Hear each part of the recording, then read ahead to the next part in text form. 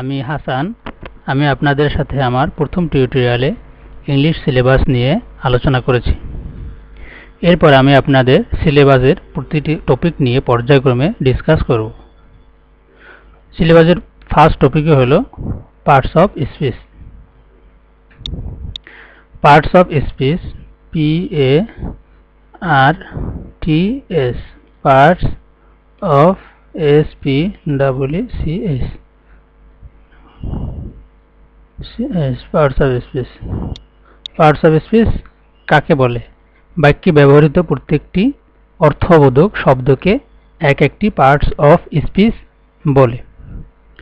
Parts of speech 8 প্রকার, যেমন noun, pronoun, adjective, verb, adverb, preposition, conjunction, interjection. প্রথমেই আমরা জানব নাউন কি। নাউন হলো কোনো ব্যক্তি, বস্তু বা স্থান ইত্যাদির নাম। নাউনকে আমরা দুই ভাগে ভাগ করতে পারি। এক, concrete noun, CRETE, concrete noun.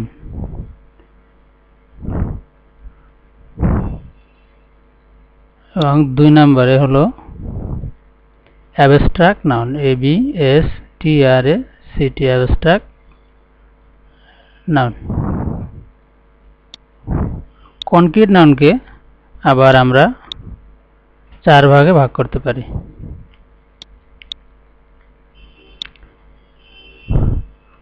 যেমন 1 নম্বরে প্রপার নাউন, প্রপার নাউন। 2 নম্বরে common noun, COMMON, common noun. 3 নম্বরে COLLECTIVE, কালেকটিভ নাউন। 4 নম্বরে ম্যাটেরিয়াল, MATERIAL, ম্যাটেরিয়াল নাউন। প্রথমে আমরা শিখব প্রপার নাউন কি।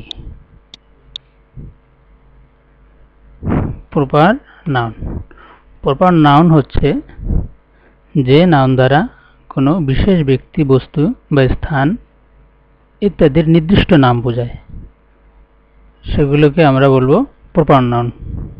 যেমন সুমন, DHAKA, ঢাকা, PADMA, পদ্মা ইত্যাদি। সুমন দ্বারা একজন ব্যক্তির নির্দিষ্ট নাম বোঝায়, এজন্য এটাকে আমরা বলি প্রপার নাউন। ঢাকা দিয়ে একটা স্থানের নাম বোঝায়, এজন্য আমরা এটাকে বলি প্রপার নাউন। পদ্মা দ্বারা একটা নির্দিষ্ট নদীর নাম বোঝায়, এজন্য এটা হলো proper noun.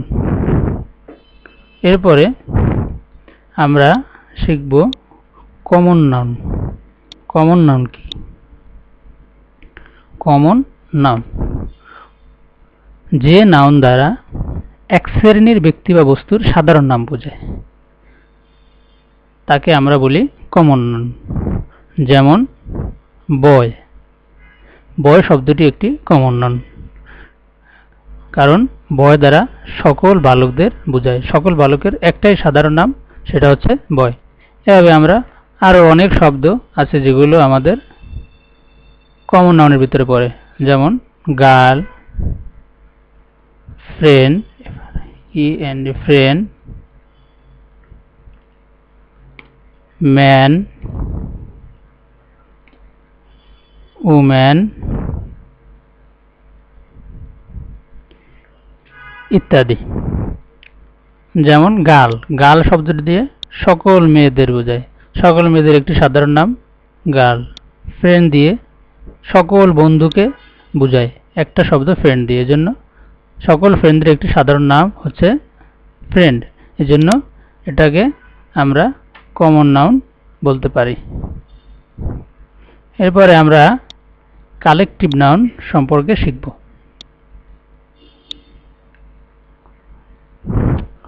What is collective noun?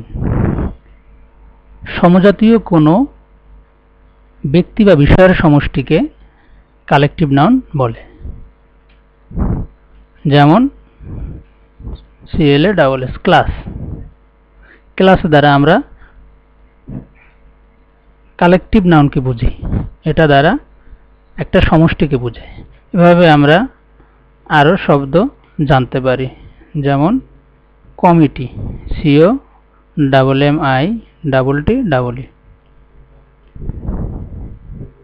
কমিটিতে অনেক লোক থাকে, যেমন সভাপতি, সাধারণ সম্পাদক এবং অন্যান্য সদস্য থাকে। তে সকলের সমষ্টি এখানে বোঝায় বিদায় এটাকে আমরা কালেকটিভ নাউন বলতে পারি। এরপরে আমরা শিখব ম্যাটেরিয়াল নাউন কি।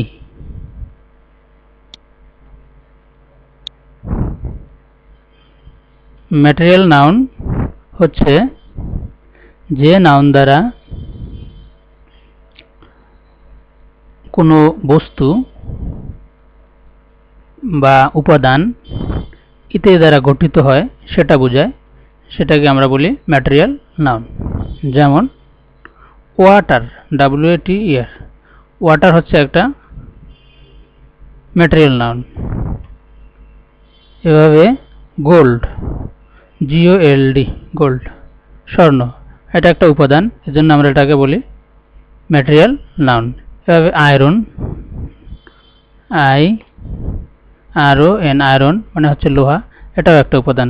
সুতরাং এই শব্দগুলোকে আমরা ম্যাটেরিয়াল নাউন বলতে পারি। এই জাতীয় আরও অনেক শব্দ আছে যে শব্দগুলোকে ম্যাটেরিয়াল নাউন বলা হয়।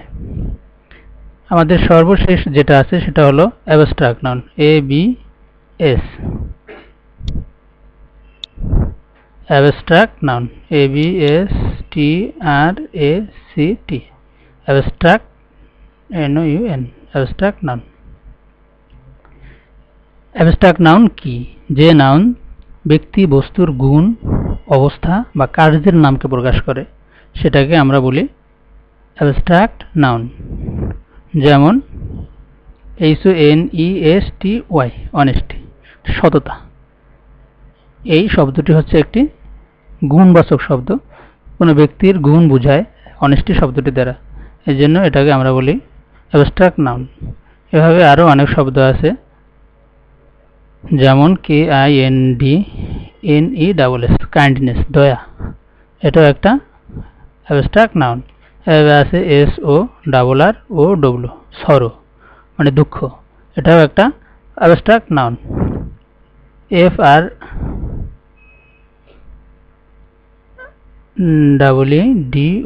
ফ্রিডম, স্বাধীনতা, এটাও একটা অ্যাবস্ট্রাক্ট নাউন। তো এরকম আরও অনেক শব্দ আছে যেগুলো অ্যাবস্ট্রাক্ট নাউনের ভিতরে পড়ে। আমরা সহজেই একটি বাক্য দেখতে পারি, যেমন